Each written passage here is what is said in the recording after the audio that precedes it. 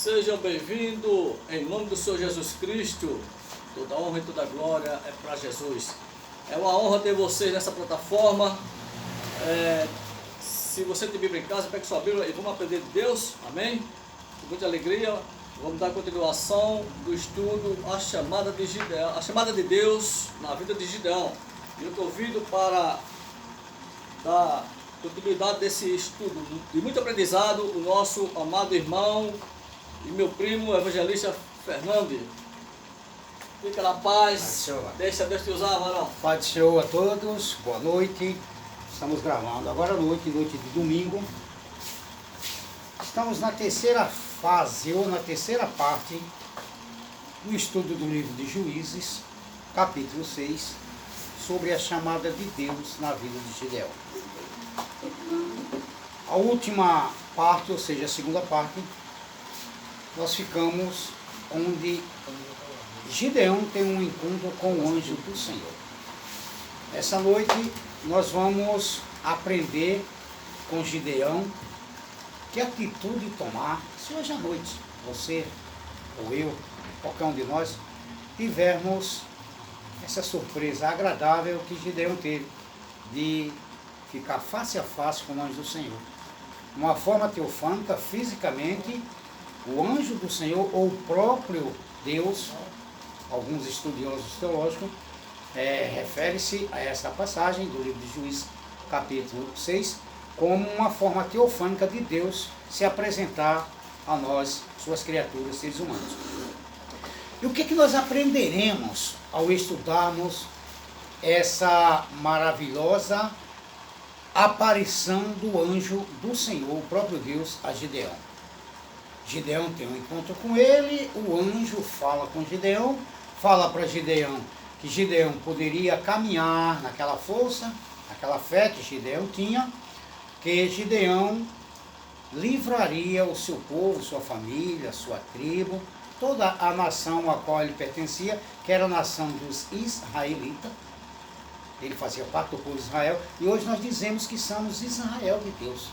Então, se somos Israel de Deus na nova aliança, no novo pacto, então temos que aprender alguma coisa com os personagens bíblicos da velha aliança, porque sendo na velha aliança ou na nova aliança, o Deus é o mesmo. E essa noite ele pode lhe chamar para lhe entregar ou me entregar uma missão. Eu considero isso aqui uma missão, de ensinar a palavra dele. E então agora Gideão terá diante do anjo, o anjo falou para Gideão que se ele fosse, permanecesse naquela fé, ele livraria o seu povo, sua família, a sua tribo, da mão dos midianitas, dos amalequitas e dos...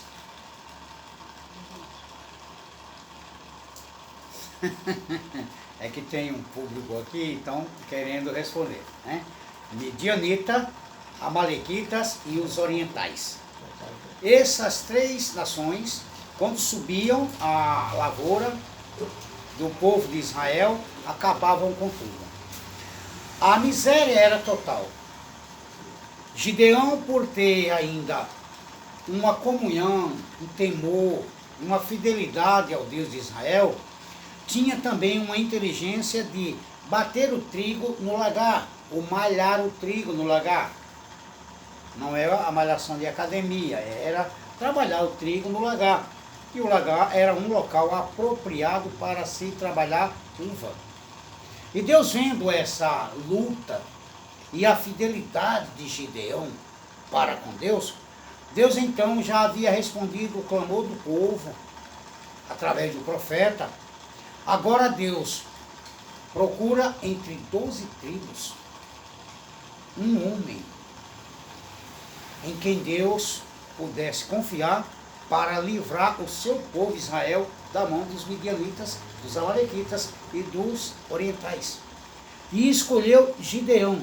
Sendo Gideão, leia o capítulo 6 de Gênesis que você vai entender. Gideão era o menor da sua família, a sua família era menor na tribo, e a sua tribo era a menor das 12 tribos de Israel. Então nós entendemos que Deus, em certas ocasiões, E em várias situações, Deus escolhe as coisas loucas desse mundo para confundir as sábias. Talvez alguém esperasse um líder político que defendesse a nação de Israel. Muitas vezes nós também agimos assim, né? Pensamos que A é o certo ou que B é o certo. O povo de Israel também estava assim. 12 tribos, então tinha 12 lideranças. Tinha 12, no mínimo, sacerdotes e 12 sumos sacerdotes. Tinha a parte jurídica. Tinha a parte religiosa. Tinha as autoridades, tanto religiosas, que eram os sacerdotes, os sumos sacerdotes, se fossem nossos dias hoje, né? O corpo de obreiro, a comitiva, a comissão julgadora. Tinha lá a política, mas Deus escolheu o menor de uma tribo, por causa da sua fidelidade. Então nós vamos chegar agora no versículo, peço que você que está nos assistindo na live, abra sua Bíblia aí no livro de Juízes, capítulo 6, e nós vamos ler do versículo 17 em diante. Vamos ver se dá tempo nós chegarmos no 24. No versículo 17 diz assim: e ele disse, Gideão, falando com...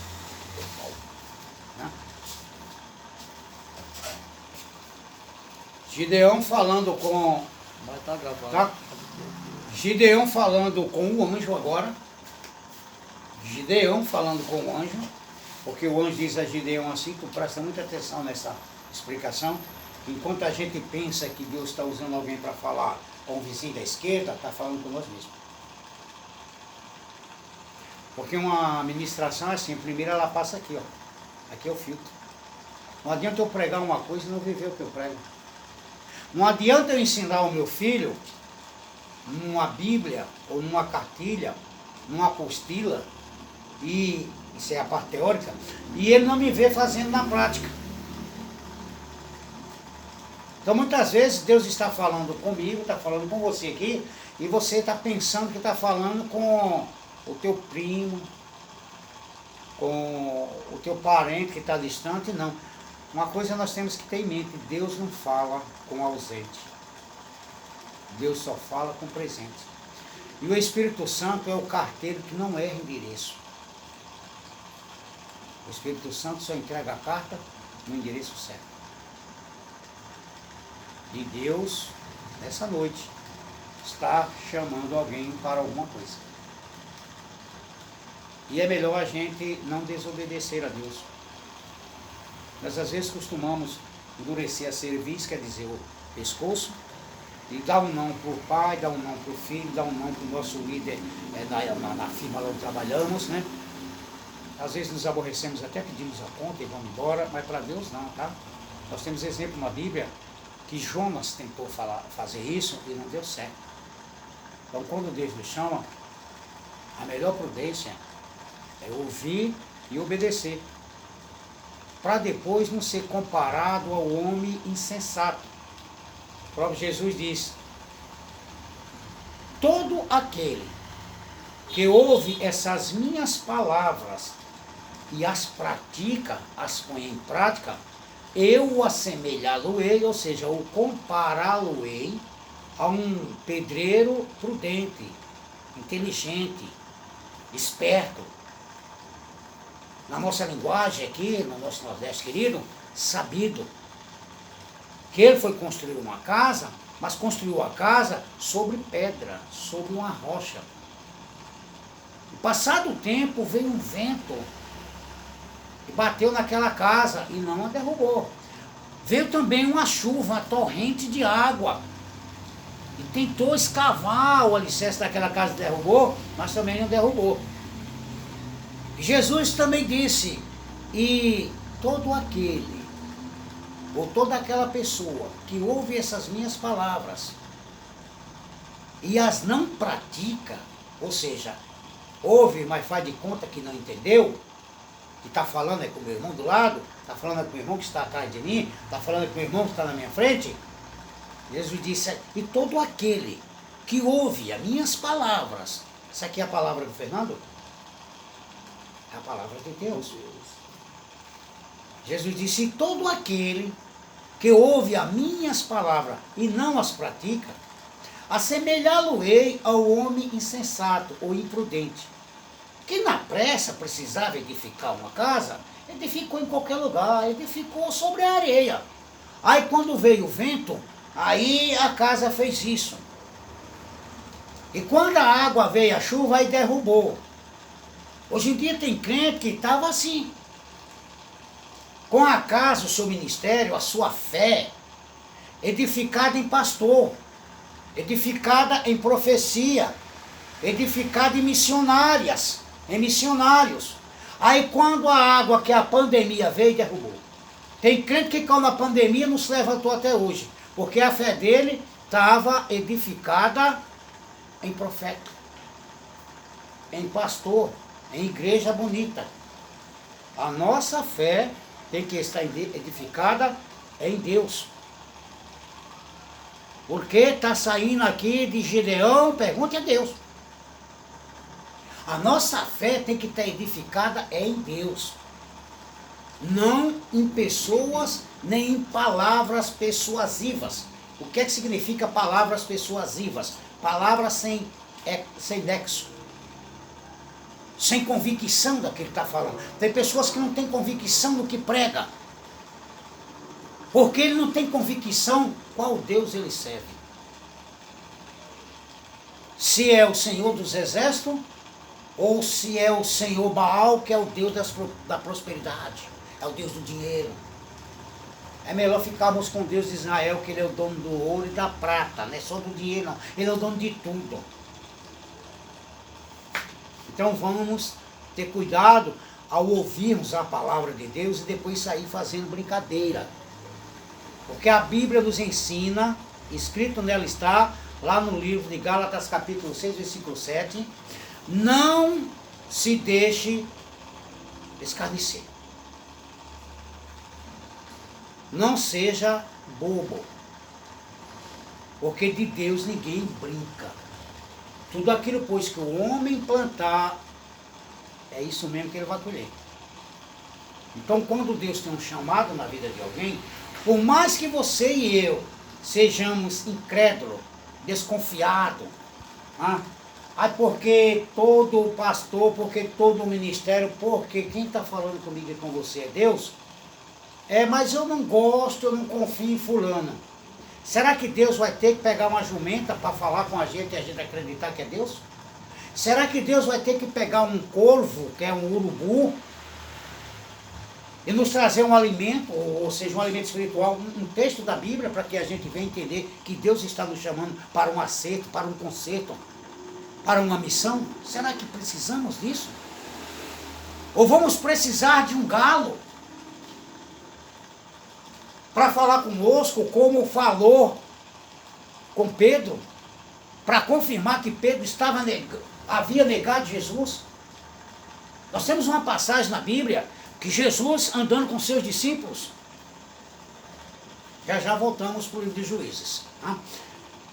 Jesus andando com seus discípulos e todo mundo lá no sul, nós chamamos de Zé Povinho.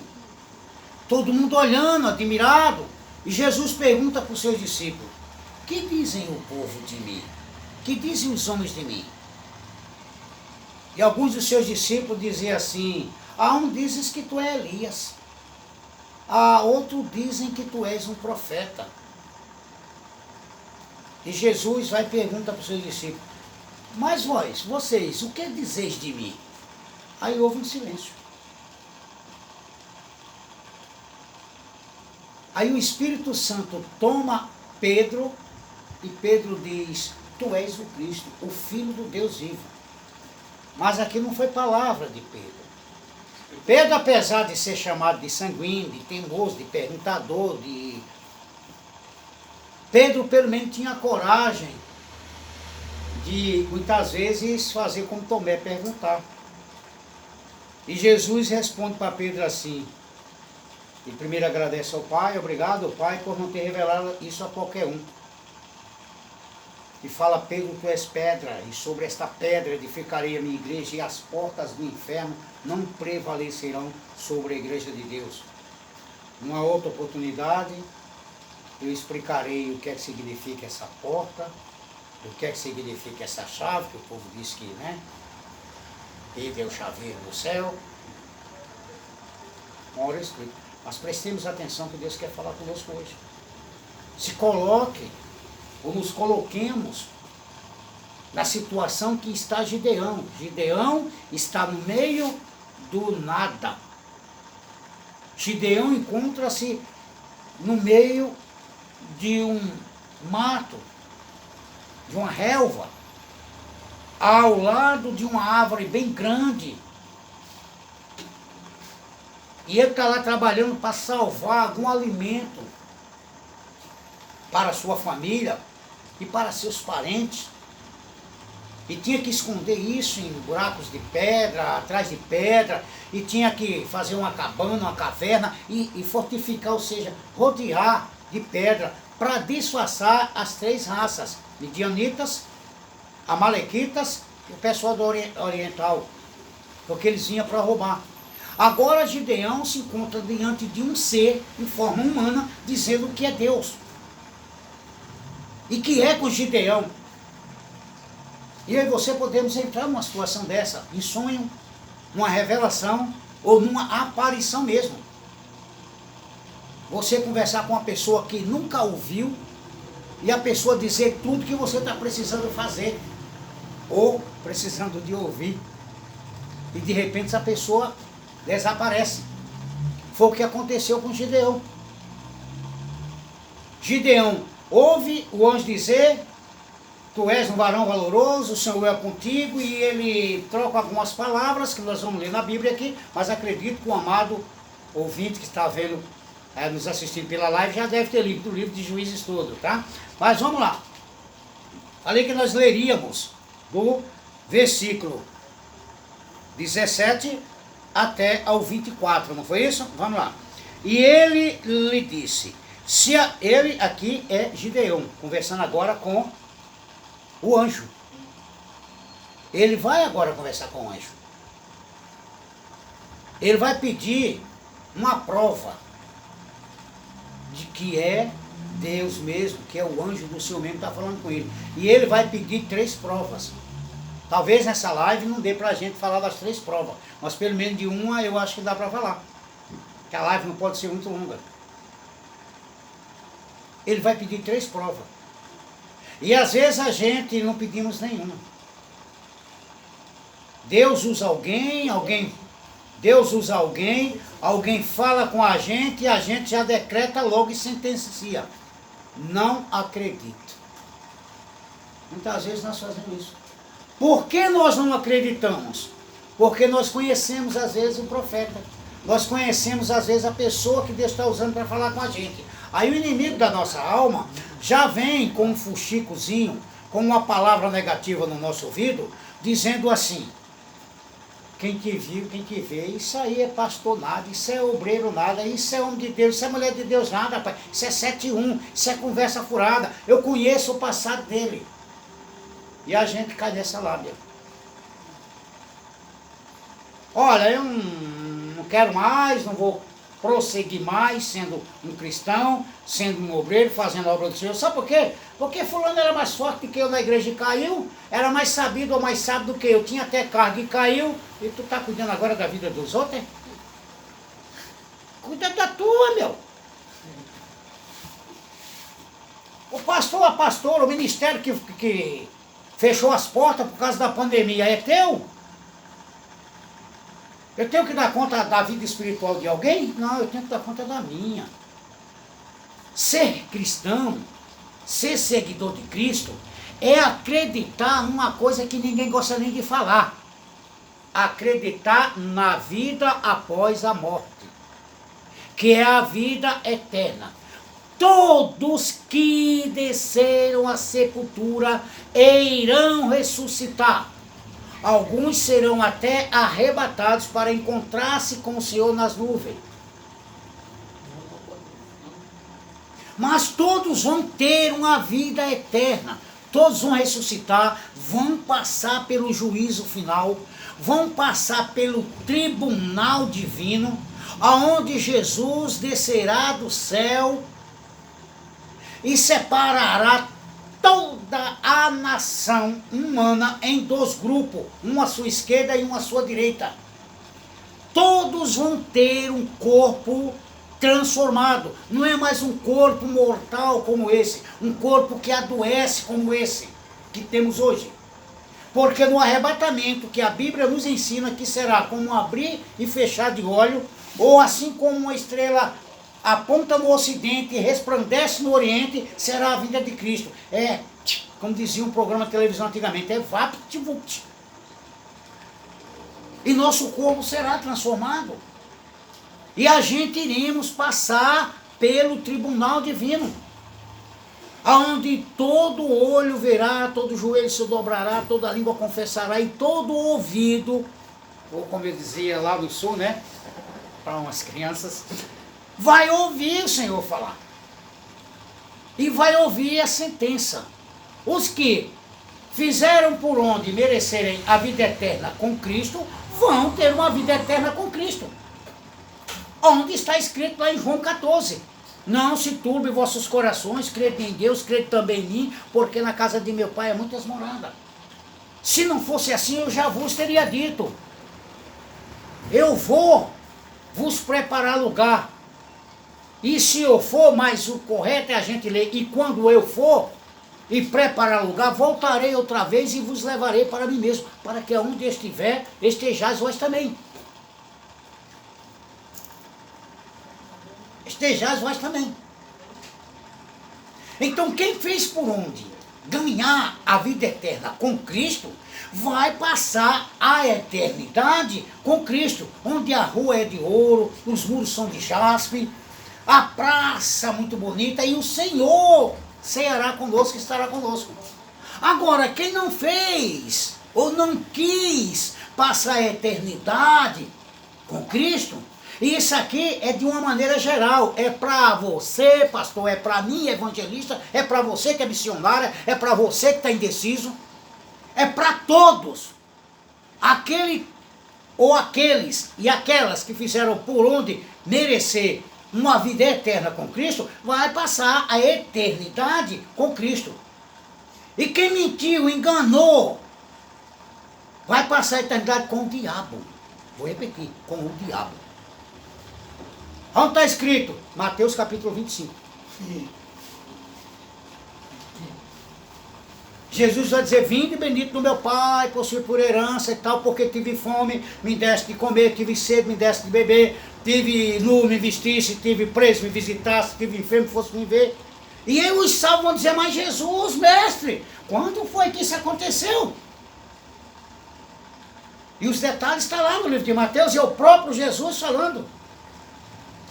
Jesus responde, quando fizesse a um desses meus pequeninos, a mim o fizesse. Só que na separação, está escrito na Bíblia, que do lado direito não passou alguns pastores, não passou alguns evangelistas, não passou alguns crentes que nasceram na igreja, cresceram na igreja, casaram na igreja, viveram na igreja, morreram na igreja, mas servindo a Baal. Era amante do dinheiro. Tinha a língua que precisou de 2 caixões para levar o corpo, outro para levar a língua. O paletó dele era até grande. Isso eu estou sem paletó, mas Jesus vai dizer, porque eles vão cobrar. Os que perguntam quando foi que Jesus teve fome, Jesus responde, é quando fizesse um desses. Então entra para cá, vamos para a eternidade comigo e com o Pai. Que ele diz, vim bendito do meu Pai. Além de ser bendito dele, é bendito do Pai também. Bendito é pessoas que se falam bem, não é que se falam mal. Aí vai chegar alguém e dizer para Jesus, ei Jesus, mas eu em teu nome eu fiz isso, em teu nome eu tive um ministério grande, em teu nome eu tinha 5.000 ovelhas, em teu nome...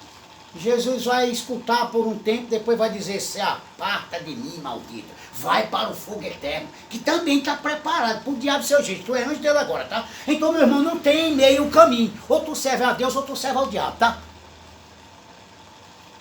Não tem meia boca. Ou você e eu estamos com Cristo, ou estamos sem Cristo. E só existe 2 forças. a do bem e a do mal. Só existem dois líderes no mundo espiritual. Um chama-se Satanás e outro chama-se Jesus Cristo. A decisão é nossa, a qual queremos pertencer para sempre. A oportunidade de Gideão pode nos ensinar. Gideão vai... 35 minutos. Gideão, ele vai fazer pergunta a Jesus, ao anjo, que é o próprio Jesus. É o próprio anjo do Senhor, é o próprio Senhor. Senhor Jesus Cristo. Antes de encarnar em Maria, antes de vir à terra. Ele vai perguntar para o anjo, acompanhe a sua Bíblia aí, se és tu mesmo, Senhor, que fala comigo, eu tenho um pedido para te fazer. Eu quero uma prova. Ei, mas peraí, evangelista, nós pedimos pedir prova de Deus? Podemos fazer voto? Podemos fazer campanha? Tem tudo isso no nosso dia hoje, século XXI. O que é que nós vamos aprender com Gideão? Gideão pediu 3 provas. A primeira prova que ele pediu ao anjo do Senhor, ele disse assim, está escrito lá em Juízes capítulo 6, versículo 17 e 18. Se és tu mesmo, que és o Senhor e falas comigo, eu vou te pedir um sinal. Espere eu aqui, enquanto eu vou em casa buscar para o Senhor um sacrifício. Ou um holocausto. Ou uma oferta, como você está lendo na tradução que você está lendo. Ou como você queira entender. Nós vamos fechar. Isso aqui, na próxima live, a gente explica o resto. Ele pede uma prova, uma confirmação ao anjo, se era um anjo de Deus mesmo. E hoje, quando eu e você ouvimos uma dura mensagem de alguém, a gente pode chegar em casa antes de dormir e dizer, Senhor, se aquilo era para mim mesmo, não era para aquele mesmo cara que estava pregando? Se era para mim mesmo, fala comigo em sonho, Senhor. E se você for macho, né? Apareça para mim, Senhor. Mas peça com humildade, peça em nome de Jesus. Porque ele é o mesmo Deus que apareceu. Mesmo Deus que apareceu para Gideão. Tem muitos crentes aí que até tem cargo, tem ministério, e diz, eu ando com Jesus, mas nunca teve nenhum encontro com Jesus. Porque tem uns que não acreditam em profecia. E se Deus aparecer de uma forma teofônica com ele, e falar, ele vai dizer assim, alguém falou para ele que eu me chamo Pedro. Então é melhor pedir no sonho, porque aí só tem você e a sua digníssima esposa em casa, né? Ou você mora sozinho, aí você vai ver que a casa está fechada, que você fechou, e você vê um homem dentro de casa, que não tem anja, viu? Acredita nesse negócio de anja não, que não tem não. Tem anjo. Anjo não tem sexo. Anjo, anjo é adorador. Vamos ver que esse negócio que os anjos desciam, que era mulher, isso é coisa mais pra frente, tá? Tem esse negócio não. Anjo é anjo. Aí você vai estar dentro de casa e você vai ver uma pessoa conversando com você, essa pessoa entrou com as portas fechadas e vai sair com as portas fechadas. Ou você não acredita nisso? Então ali é Mateus. Após a ascensão de Jesus ao céu, os discípulos, com medo de um cidadão chamado Saulo de Tarso, se reuniam em quarto como esse aqui, fechado, e daqui a pouco eles viam Jesus, depois que já tinha ascendido ao céu, e dizia assim, Pai seja convosco. Tem que ser crente, né? Porque se fosse uns crentes que eu conheço hoje, ele dava a cabeçada na parede, derrubava a parede e saia correndo. Ou botava a porta abaixo. Então, para ser cristão, seguir Cristo, tem que confiar nele. E estar preparado para se encontrar com ele como Gideão. O Gideão foi pego de surpresa. Mas se eu e você quisermos fazer a prova que o Gideão fez, pode perguntar. Senhor, foi para mim aquela mensagem? Será que eu precisava mesmo ouvir aquilo? Não é aquilo que eu queria ouvir. Eu queria ouvir que o Senhor ia me dar um carro novo na semana que vem e um apartamento lá na praia de... Na praia que você imagina aí. Então, se você tem dúvida que Deus está falando com você, pede uma confirmação. Porque Deus não envia ninguém, Deus não envia ninguém para o nome dele ser profanado. Deus envia alguém para o nome dele ser propagado, avançado. Profanado não. Ai daquele que profanar o nome do Senhor. O próprio Jesus disse, os escândalos virão. Mas ai daqueles por quem vieres o escândalo. Melhor lhe seria que lhe amarrassem uma corda no pescoço e amarrasse essa corda numa pedra e pegasse essa pedra com a pessoa e jogasse no fundo do mar. Então não vamos escandalizarmos por causa do testemunho negativo de A ou de B. Olhemos para Jesus, que ele é o autor e consumador da nossa fé. A nossa fé, o foco, o alvo é Cristo. Quando eu foco a minha fé no homem, eu caio. Não precisa nem a pandemia me derrubar. A minha falta de intimidade com Deus me derruba. Gideão, o primeiro desafio que ele propõe para o anjo do Senhor é o seguinte: ele pede que o anjo espere enquanto ele vai em casa buscar um holocausto, um sacrifício. Ele vai em casa, ele mata um cordeiro, um bode, tira o couro, cozinha, depois separa a carne numa panela, separa o caldo numa outra, depois ele faz um pão caseiro num forno a lenha, que não tinha forno elétrico na época, e nem a gás.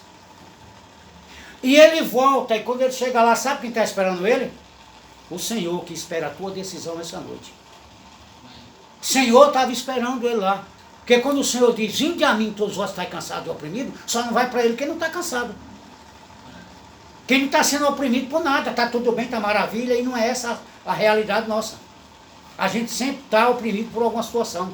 A gente está sempre dependendo de algum socorro. E o socorro só vem quando Deus abre a porta. O socorro só vem quando Deus envia pessoas. O socorro só vem quando Deus coloca na nossa frente, ou a gente na frente de alguém que Deus preparou para que nos oriente, nos ajude. Está entendendo, Márcio? Então, quem não tiver oprimido por alguma situação aqui, louve a Deus. Mas aí cuidado no que fala, porque Jesus disse, no mundo tereis aflição. Eu vos envio como ovelha no meio de lobos. Tem aflição, mas tenha bom ânimo. E o que é que significa essa palavra tenha bom ânimo? Tenha fé, acredite, confie, mas não seja desobediente. Porque Jesus disse, não me escolhesse vós a mim, mas eu escolhi a vós. Vos nomeei, vos capacitei, vos enviei para que vai de fruto. Quer dizer, aí eu dou fruto por um tempo, depois uma pandemia qualquer me derruba, um desemprego qualquer me derruba, um chute qualquer de um pastor, de um ministério, uma exclusão de um ministério vai me derrubar. Quem me levantou foi Cristo, papai, não foi pastor nenhum, não.